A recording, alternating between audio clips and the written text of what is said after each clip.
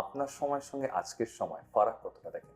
Junior doctors যারাই থেকেছেন তারাই জানেন বা এখনো যারা কাজ করছেন তারাই জানেন যে আমাদের জুনিয়র ডক্টর হিসেবে কাজ করার সময় কোনো কিন্তু সময় টময়ের হিসেব থাকতো না। হয়তো ডিউটি ফিক্সড একটা থাকতো এত ঘন্টা, কিন্তু আমাদের যতক্ষণ না কাজ শেষ হতো, ইউনিটের সিনিয়ররা যতক্ষণ না আমাদের ছাড়তেন ততক্ষণ আমাদের কাজ করতে হতো। থ্রেড কালচার নাকি একটা সাংঘাতিক রকমভাবে মাথাচাড়া দিয়েছে, যে কারণে যারা জুনিয়র ডাক্তার, আপনার কথা ধার করেই বলি, যে তারা সবসময় একটা আতঙ্কে থাকেন। আপনার সময় ব্যাপারটা ছিল?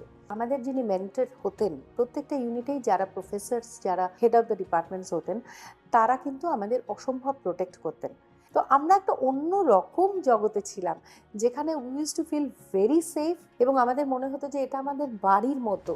কত বড় দুর্ভাগ্যের জায়গা যে একজন মহিলা ডাক্তার বা একজন মহিলা আহ, কর্মী, তিনি রাত্রিবেলা তার নিজের কাজের জায়গায় সুরক্ষিত নন।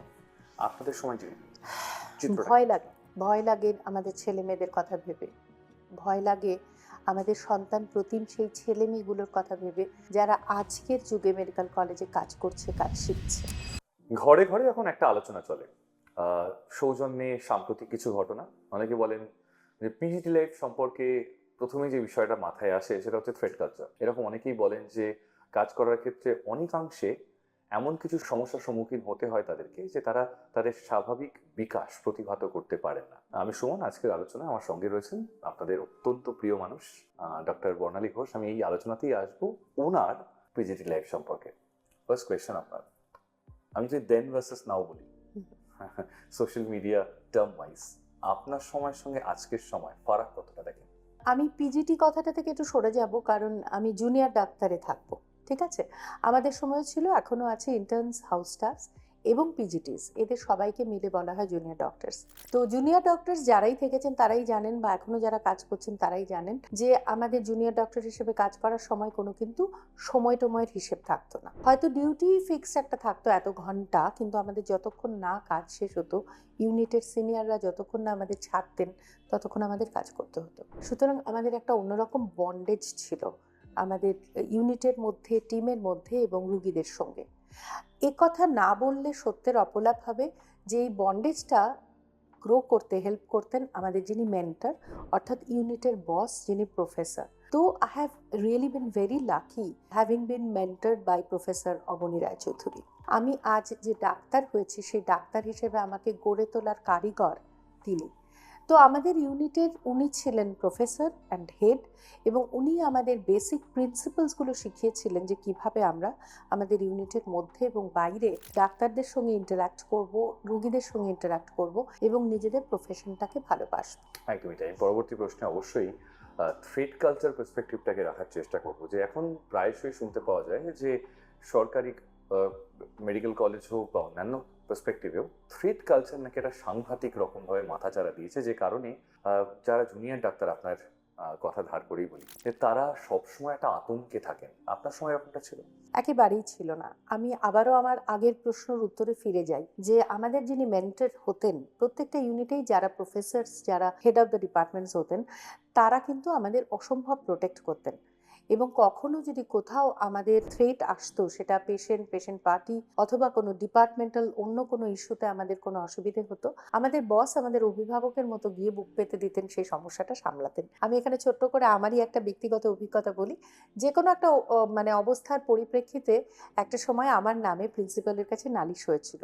নালিশটা খুব ট্রিভিয়াল, সেটা হচ্ছে আমরা নাকি লেডিজ হস্টেলে র্যাগিং করেছিলাম। তো র্যাগিং তো তখন সেরমভাবে হতোই না, বাট অফকোর্স আমরা ৫-৭ জন সিনিয়র্স আমাদের জুনিয়রদের নিয়ে একটু একদিন গল্প গাছা মজাই করেছিলাম বেসিক্যালি।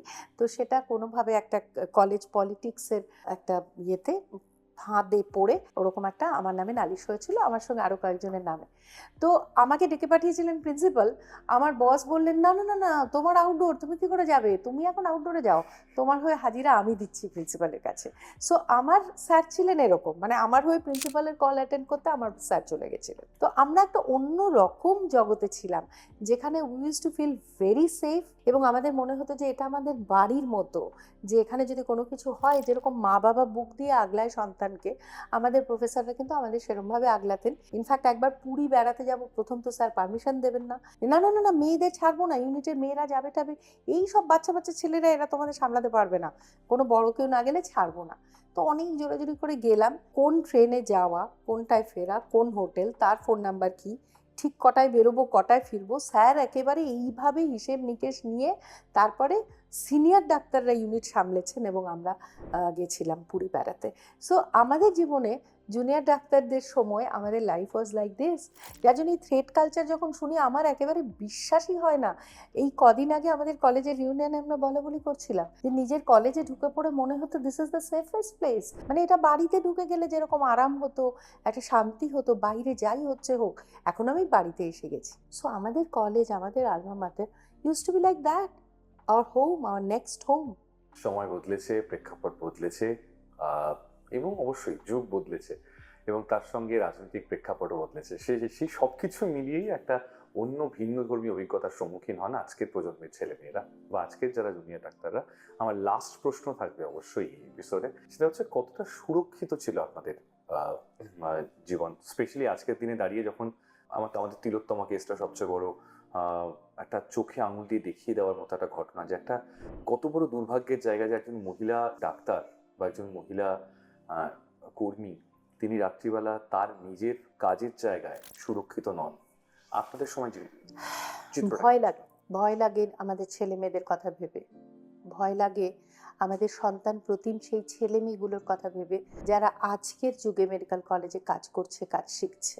আমাদের সময়টা একেবারেই অন্যরকম ছিল, কারণ আমরা জানতাম যে আমাদের কোনো রকম কোনো অসুবিধে হলে আমাদের গোটা কলেজ, গোটা হাসপাতাল ঝাঁপিয়ে পড়বে, যাতে আমাদের কোনো রকম সমস্যা না হয়।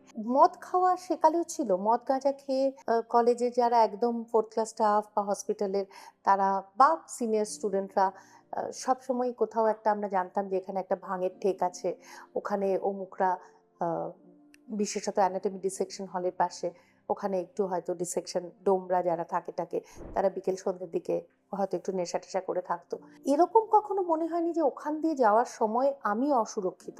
আমি জানতাম যে অন্য কোথাও থেকে যদি কোনো সমস্যা হয় তারাই আমাকে প্রোটেক্ট করবে। এই যে একটা ওনারশিপ, আমার কলেজ, আমার হাসপাতাল, তার যে কোনো লেভেলের স্টাফ, তিনি ফোর্থ ক্লাস স্টাফই হন, তিনি সিস্টার হন, তিনি টিচার হন, তিনি ডক্টর অথবা পেশেন্ট পার্টি, এদের কারুর কাছ থেকে আমাদের কখনো মনে হয়নি that we stand any risk. বরং আমরা বাইরে বেরিয়ে, কলকাতায় তখন ইভটিজিং অনেক বেশি ছিল, বাসে ট্রামে চড়লে আমাদের সমস্যা হতো, এখন বরং সেই আন্দাজে ভিড়ভাড় কমে গিয়ে এগুলো কমে এসেছে। আমরা কিন্তু একবার যদি পৌঁছে যেতাম কলেজের ভেতর আমরা জানতাম আমরা সেফ। So it has changed and it's changed for the worse, এবং we are really really very very worried, apprehensive. আমরা চাই এটা যত তাড়াতাড়ি সম্ভব আবার আগের মতো হয়ে যাক। হাল ফিরুক, দিন ফিরুক, যেরকমটা আমরা সবাই এটা চাই। অসংখ্য ধন্যবাদ আমাদের সঙ্গে থাকার জন্য। আশা করি আপনারা আমাদের এপিসোড এনজয় করেছেন। যে ধরনের আমি প্রায়ই বলি, রোজই বলি রাদার, যে কেমন লাগলো এপিসোডটা অবশ্যই জানাবেন কমেন্ট সেকশনে। ফেসবুক এবং ইনস্টাগ্রাম হ্যান্ডেলস ফলো করতে ভুলবেন না, এবং ইউটিউব চ্যানেল সাবস্ক্রাইব করতে এবং বেল আইকন প্রেস করতে একদম ভুলবেন না। ভালো থাকবেন, সুস্থ থাকবেন, ধন্যবাদ, নমস্কার।